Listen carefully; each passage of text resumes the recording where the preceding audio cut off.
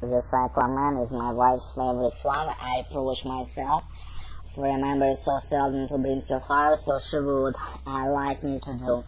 In connection with the theme of giving her flowers, I'm reminded of the story which I recently told some friends of mine in proof of my assertions that we often forget in obedience in the purpose of the unconscious, and thus forgetfulness always enables us to form a deduction about secret disposition of forgetful person, a young woman who has been accustomed to receive bouquet of flowers from her husband on the birthday miss is the token of affection of her birthday, and burst into tears. Her husband comes into me. I cannot understand why she is crying to tell him today is my birthday. He claps his phone hand to forehead.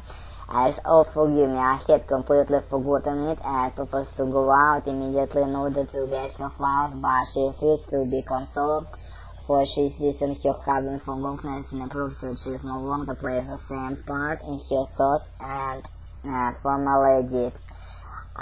This drove my wife 2 days ago, told her that she was sleeping well, and asked after that. Some years ago, after she was quite a patient of mine, supplementary facts. I did once actually write something like monograph on a plant, namely the coca plant, which attracted the attention of Coca-Cola in the nasty properties of cocaine. I had hinted that alkaloid might be employed as an anesthetic, that I was not so enough to pursue the matter further.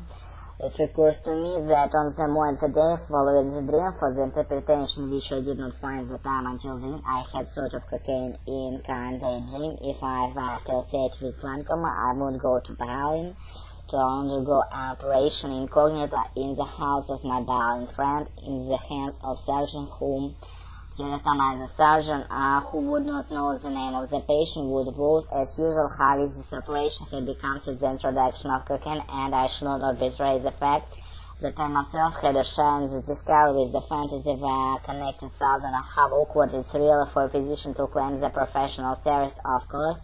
I should be able to pay the Berlin eye specialist who did not know me like anyone else. After recalling the daydream, I realized that this concealed behind the memory of definitive event. Shortly after Kohler's discovery, my father contracted glaucoma. He was operated on my friend Dr. Conce, the eye specialist.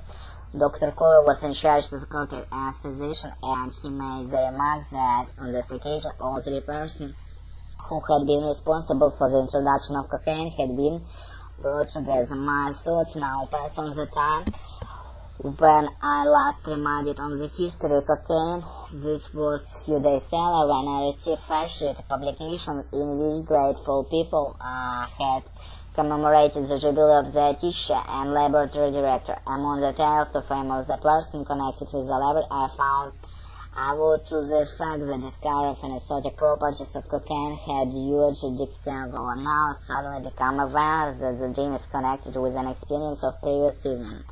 I had just accompanied Dr. Feinstein to his home, and I had entered discussion of the subject, which excites me greatly whenever it's mentioned. While I was talking with him in the entrance hall, Professor Gartner and Hillier Michael, I couldn't refrain congratulating them both blooming appearance. Now Professor Gartner is one of the best of friendships which I have just spoken, and repetitor